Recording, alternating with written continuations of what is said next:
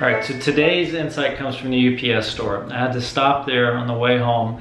The lady who was right in front of me asked the person behind the counter, who happens to be one of the owners of the store, if she could go check her mailbox because she didn't have her key. And at first, the woman behind the counter, the lady said, I can't do that. And she was kind of looking at the long line of people, and somebody else was asking her something at the same time. And I knew exactly what she was talking about, because just a few days before, I had gotten this, Christmas green piece of paper in my mailbox, because they have like P.O. boxes there. I got this Christmas green piece of paper with a chocolate attached to it. And it was basically reminding me that it was going to be a very busy time of year for them. And they were asking for me to be patient because I was a regular customer, and also asking me to do a few specific things, like if I came in with a package, make sure it was already addressed and ready to go, but also asking me to make sure that I brought my key with me every time so that I wouldn't have to ask the person behind the counter to go check my mailbox. And here was the person in front of me asking for that exact same thing to be done. So when the owner hesitated and like, I can't do that, I knew exactly why she was hesitating, because I've gone in there lots of times and forgotten my key and asked them to check my mailbox, and it's always no problem, and they go do it and they come back and hand me my mail, and it's not a big deal.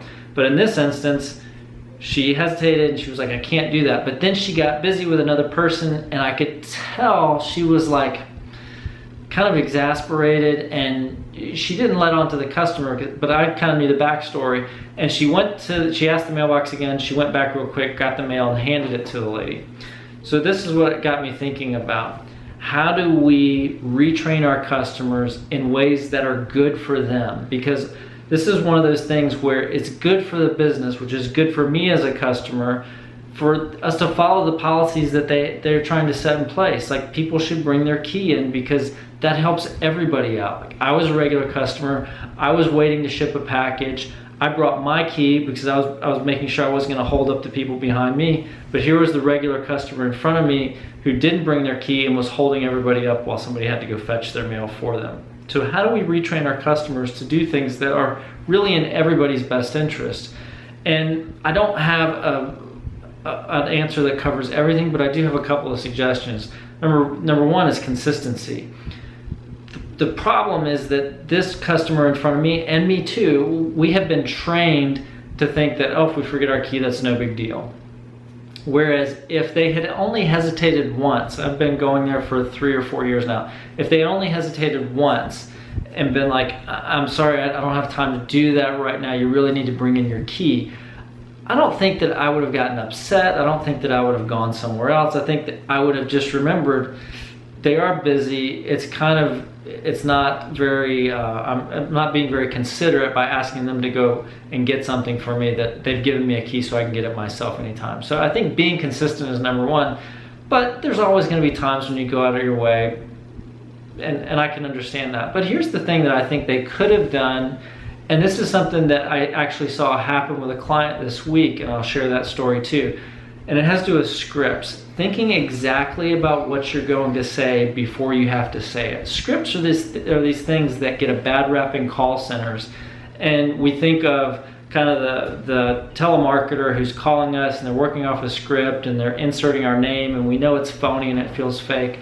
And scripts get a bad rap, but scripts really are a great tool that you can give your team and that you can use personally to anticipate situations and think through them in ways that help you with your communication to whoever they're directed at. You can have scripts to help team members through things. Most often we find scripts in scenarios that are dealing with customers.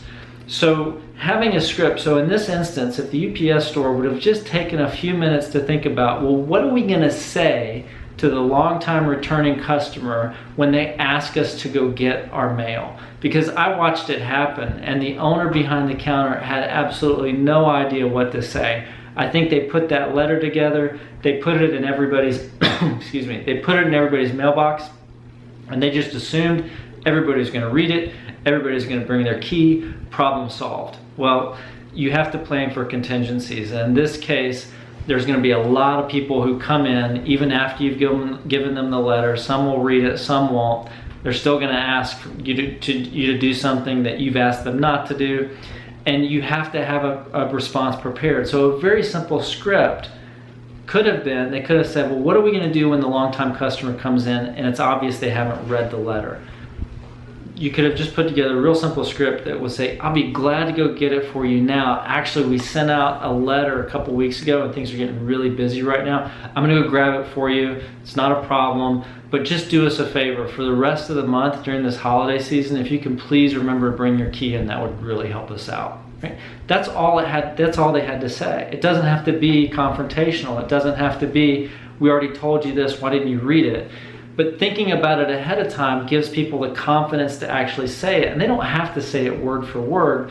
What you're trying to give them is just a tool that they can use, a framework that they can apply in those situations. And I saw this work really, really well with a client that I meet with every month. And we met last at the very end of October. And then I went and met with them a couple days ago. And one of the things that was very important to our business was getting the person who checked customers out after their visit, getting them to schedule their next appointment.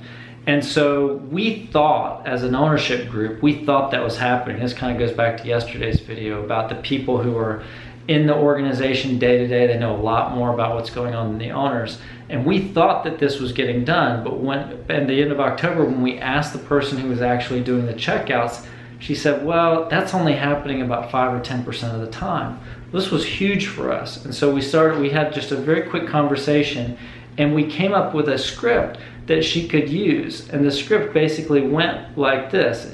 She would say to the patients who were checking out, the doctors asked me to go ahead and schedule your next visit. That's 6 months out.